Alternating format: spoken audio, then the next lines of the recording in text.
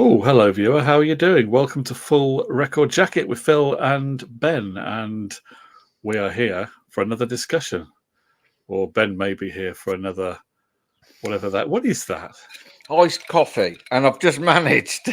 I've just managed to spit it all down. That serves you right, doesn't it? Because you were trying to work out what you were going to do at the start of the show, and you were going to wear some shades, and then you decided to drink iced coffee. I have still got the shades up the rear, and watch this, because I've got one of these silly ring lights which don't work. But when I do that, look at my eyes. I think you should do a whole show like that. Just keep. Should I try and do it like that the whole time? I think. Well, yeah. I mean, into my eyes. Our viewer may get a bit bored after 30 seconds of that, but yeah. No, because look, I can look up, I can look down, I can look side to side. Can you go cross-eyed though? No, I can't do that, Phil. But I can hypnotise you. Look, ooh, look into my eyes. You will do everything I say, Philster. Ooh, you will be exceedingly nerdy about music, and especially 1995. Did I need to be hypnotised for that, though, really? No, not really, no. So, have you been listening to some more stuff from... I have, but I really can't move my head because I'm trying to keep my eyes in line. I've listened to some 1995 the other day. And I started off by listening to some more Coolio and Gangsta's Paradise, because obviously he made it. Oh God! Now I look like I'm cross. Look. That's so gangster. I think you can now take the shades off. I can, yeah. So I listened to some Coolio and the Gangsta's Paradise album. It's not. I don't think it's as good as It Takes a Thief from '94, but it was still a good album. And obviously, It's got the Gangsta's Paradise single on it from the It was Dangerous Minds, wasn't it? The film with Michelle Pfeiffer. So I think that was the song, wasn't it? And that's, I think, a lot of people's gateway into hip hop in those mid '90s, especially for us Caucasian British types. Yeah. So, but did it go to it did go to number one, wasn't it? Or did it go to number two? I think the song, all I remember, and I've never heard this album, but all I remember is the actual title song that was played a lot at the time. And I think topped the charts. I certainly felt like it did anyway. Yeah, I'm pretty sure it did. I don't know whether it's one of those famous ones that got kept off number one by... Didn't it keep Wonderwall off number one, or was that Robson Jerome? I think that's them, yeah. I think yeah. But no, it's a good album, and I quite enjoy Coolio. I quite enjoy these hip-hop albums where it's not all about, all that gangster stuff. Gold chains and cars and women and... Yeah. I mean, it does have a sort of slight undertone of that, but yeah, it's I do quite like Coolio, and I know in his latter years, because he's obviously no longer with us, he was only releasing music through an adult entertainment styled website. Right. Maybe the less said about that, the better. Yeah. But obviously, I had LV on. I thought you were about to say Elvis. But... No. It didn't have Elvis on it. But if I remember, because I had Too Hot. Do you remember that song? It's too hot, mama. Gotta run for shelter. Gotta run for shade. And it had that 1, 2, 3, 4. Get your woman on the floor. Do you remember that one? I don't remember that one either. No, I only remember the one song. I'm afraid. The one song. It is a good album. I did enjoy it. A friend of mine had it on CD at the time. Yeah. I don't think I've ever owned the album. Maybe this is something I need to do, but I've never owned it. I don't think I have any Coolio in my collection. So, but it was a good album. It's a good hip hop album, a good entry into sort of that mid '90s hip hop. If you're not too bothered about the East Coast, West Coast, and Coolio's just started playing on my phone. If you could hear that, if you're not too interested in that East Coast, West Coast sort of beef that was on, it's it was a good album. I listened to it in the gym, so it got me pumped up, didn't it? Was he West Coast or East Coast? I think Was he he was New West York or Coast. LA? Ooh, that's a good question. Do you want me to find out? You go and find out then. I'll Have a look. find out. Here we go. Because these are the burning questions that we answer, Phil. You see, I think he was West Coast, but I could be wrong. Is Coolio East or West? He was from LA, so he was West Coast. So I was right. Yeah. So I started off the week listening to a bit of Coolio, and then I ended it in a melee of iconic British 90s albums. The Bends by Radiohead, which, like the Smiths, took me 20 plus years to get into. That period, that sort of Pablo Honey's all right, but sort of the Bends up to Kid A before they started going all sort of, It's ultra experimental. ultra experimental. I do quite like that period of Radiohead. I never really got into them. Obviously, being a massive big Oasis fan, I know that surprises you. They were always seemed a bit dreary, but as I've become older and drearier, I've become quite accustomed to a little bit of Radiohead. So I did enjoy that album, and I think it's one of the favourites from my top 3. Okay. I think that album. So I got that on, and then I decided to go down a dark tunnel, Phil. In 95. 95. So what would Where would a person with my musical taste, as in the band that I admired most from that period, where would he not want to go down? I suppose you probably would have. Did you make a great escape? I did make a great escape. I made a great escape, and I listened, and it's the first time I've ever listened to The Great Escape. Yeah, it is, and I enjoyed it more than Park Life. It's slightly less apples and pears, knees up Mother Brown. That's interesting because if I remember correctly, the consensus at the time was that it was slightly weaker than Park Life. I think that was the review of most. I may be wrong on that. Let me know if I've got that wrong, viewer, in the comments. Let me know. But I mean, as you well know, I'm not a massive. I'm more of a fan of latter Blur, that sort of 99 onwards.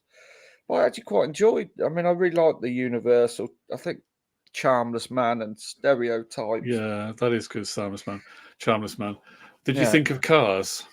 That was drive them. Yeah. That was a good track. And then I listened to Country House. Now, Country House, obviously, the big thing with Oasis would roll with it. I would say it's probably one of the poorer songs. Each song is one of the poorer songs on the album.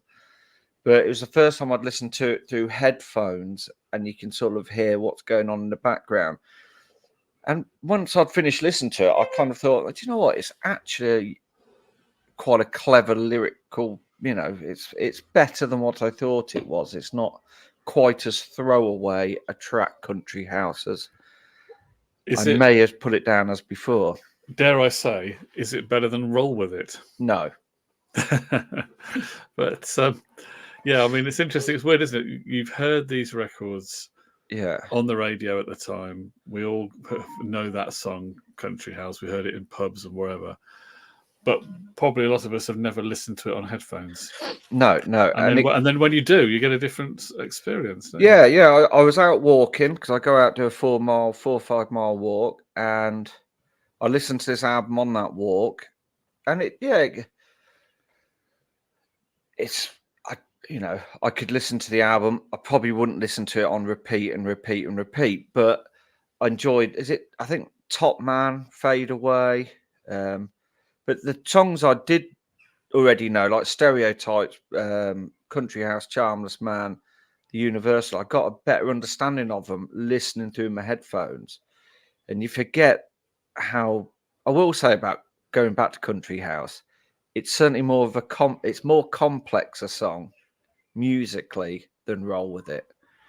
Roll With It is just 3 chords and It's but also slightly more sophisticated lyrically, isn't it? Really. yes, yeah. It's got quite clever lyrics, And I mean, Noel Gallagher does say about Morning Glory that if you look at most of the songs, none of them have got a second verse. He said I was just lazy. It's just the first verse repeated. So, but no, I did enjoy it. I enjoyed it a lot more than I thought I was. And what was the song near the end I quite liked? Mr. Robinson's. Is it quite? Yeah, Mr. Robinson's Quango. I think it's quite a political song, isn't Right. it? Okay. Yes. So yeah. I yeah. quite obviously we are in election times, aren't we, at the moment? So yeah, I've got to say, 29 years on, I've listened to it. I didn't hate it. I actually quite enjoyed it. And the songs I did know, I got a little bit of a better feel for them, Phil. Well, I listened to a British album, which is the debut by Supergrass. I listened to that as well. That was my other album. You Should Coco. I Should Coco. Yeah. Yeah. To me, it sounded exactly how it did before. I mean, I didn't feel it dated, or it's not I was gonna say exactly that. It hasn't dated. It's not like some of these records you put them on and you think, oh, I liked this at the time, and now it's gone gone off a bit for me somehow. But that just felt like an old shirt that I hadn't worn in ages. Yeah, like the one you've got on. Yeah, exactly. But I used to listen to that album a lot in the car. Yeah. And yeah, so I haven't heard it in quite a while. But it's one of those where it's pretty good all the way through, isn't it? There's not really throwaway songs on it. No, and Supergrass was a band that I felt at the time that you should like because of the genre of music that I liked, because they were sort of mixed in with Oasis and all that sort of stuff. But I always found them a bit quintessentially British, a bit like Blur in that regard. It's quite sort of, you know what I mean? It's very hooked on British sort of culture. And that always sort of put me off a little bit. But as I've said, I'm getting older. And I did own this album a couple of years after it came out. But I do have a great thing for. I really love Supergrass. I got what's the album with the sort of X-ray cover? It's got Mary and Pumping on My Stereo, even though they comically sing Humping on My Stereo. Yeah, is that the one that's not titled? I can't remember. It could be. Is it just Supergrass? I think so. I may have got that wrong, but I think that's correct. But I remember listening to that when it came out, and I listened to that on repeat and repeat. This one probably isn't as I Should Coco probably isn't as commercial as that one, because obviously as they got bigger, they got a little bit more sort of. It was a little bit. The first one's a little bit punky, isn't it? It is a bit punk. Yeah. It's like countryside punk, isn't it? It's like Oxfordshire punk, isn't it? Mean, yeah. Isn't it? There's something British about it. I don't think you'd have an American band. I don't know. It's just because of the lyrics or the song titles, etc., or the way that Gaz Coombs sings. Caught by the fuzz. Caught by the fuzz. The Americans would have no idea what that meant. No. And I'm trying to think. Man-Sized Rooster. She's So Loose. That's right. That was a really good track. I always just thought it was a really good piece. Lenny. That's right, Lenny. And do you remember the long, more mellow one? Do you remember that one near the end of the album?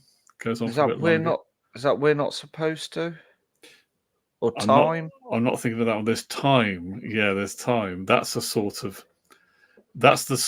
ballad on the album. Yeah. The closest that it has to a ballad. And the other one I'm thinking of was, do you remember Sofa of my Sofa? Lethargy. That's it. Yeah. That was good. Yeah, it was good. I mean, the whole album's only about 40 minutes, I think. It's a short one. It's like a 60s album. Yeah. And I did really, really like the way that they ended it with Time to Go. Yeah. It was like I say, it wasn't. Yeah, like I say, it's a great debut album. In some regards, it's got a similar feel, that punky feel, to Definitely Maybe. Yeah, there's some raw guitars on this, Yeah, aren't yeah, there? yeah, And yeah. But so yeah, it was a I was saying to somebody earlier that who was I talking to? I was at my mate Bossman's house, who will be watching this because he assures me he watches me and you. okay, boss man. Right, dude. And I was saying to him that doing these kind of shows where we're looking back over, like we're doing this 90s, our favorite albums of the 90s, I've gone into it with no obviously things like definitely maybe they're always going to be in my top three but it's nice to sort of go through and rediscover or discover albums that I probably overlooked at the time. And there's some stuff I've listened to in the last 6 months I would never have given the time of day. So the Blur, Great Escape, and all these other ones, it's been doing this has made me sort of appreciate stuff a little bit more. No, yeah, but that's all I've listened to on 1995 this week, Philster, which isn't bad. That's four albums I've gone through. I've had quite a quiet music week, really. I've been I've not really I've still got the same album on here I had 2 weeks ago because I've not even managed to flip some vinyl. So Wow. yeah. So, but yeah, that's my listening. Supergrass, Blur, Radiohead, and Coolio. And I can say, Philster, I think I know my top three. Already? Okay. Yeah, That's I think I do. I think, well, one of them's obviously nailed on. Yeah. And I'm pretty sure I know the other two. I'm pretty sure I do. Yeah. And they're all British. It's going to be, this is Britpop. I am kicking off Britpop. Britpop starts here right now. I'm bringing it to you. Okay. Well, that viewer is 1995, the latest discussion. What were the albums that you think we should have listened to by now from 1995? We're 29 years late, but we're willing to play catch up. Yeah. I did the math there, Phil. Do you like that? I'm impressed by that, actually. It is 29 years. Yeah, of course it is. Thanks for watching. A boss. We'll be back with the next one. All the best. Look at them. Have I stopped it? I haven't stopped it. No, you haven't yet. Oh, dear. Production value. If I click this, it will stop it. Oh, good.